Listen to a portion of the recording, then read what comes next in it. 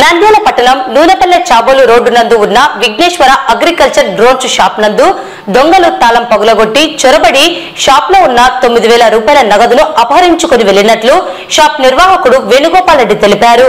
Case నమోదు చేసుకుని పోలీసులు దర్యాప్తు చేస్తున్నారు. ఆదివారం సాయంత్రం షాప్ మూసివేసిన తర్వాత సోమవారం వచ్చి చూడగా షాప్ తాళాలు పగులగొట్టి 9,000 రూపాయల నగదును చోరీ చేసినట్లు తెలుసుకోవడం జరిగిందని షాప్ నిర్వాహకుడు వేణుగోపాల్ రెడ్డి తెలిపారు.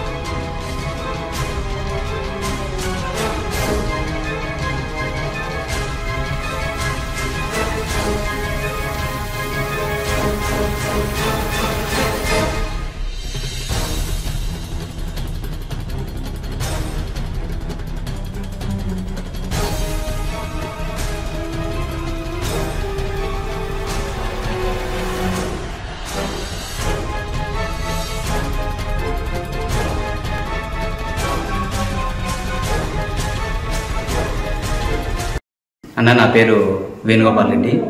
మేము ఇక్కడ నంద్యాలలో విఘ్నేశ్వర డ్రోన్స్లో పనిచేస్తున్నాము. ఇక్కడ నిన్న ఈవినింగ్ మేము లాక్ వేసుకొని ఇంటికి వెళ్ళినాక మార్నింగ్ వచ్చేసరికి ఇక్కడ లాక్ పళ్ళగొట్టేసి క్యాబిన్ మొత్తం ఓపెన్ చేసేసి అన్నీ చోరీ చేసినారు. అమౌంట్ 9,000 ఉంటే 9,000 తీసుకున్నారు క్యాబిన్లో. తర్వాత వచ్చేసి డ్రోన్ పరికరాలు ఏమి టచ్ చేయలేదు. బైక్ కీస్ ఉన్నా కానీ బైక్ కూడా టచ్ చేయలేదు. మొత్తం కీస్ అలా పళ్ళగొట్టేసినారు.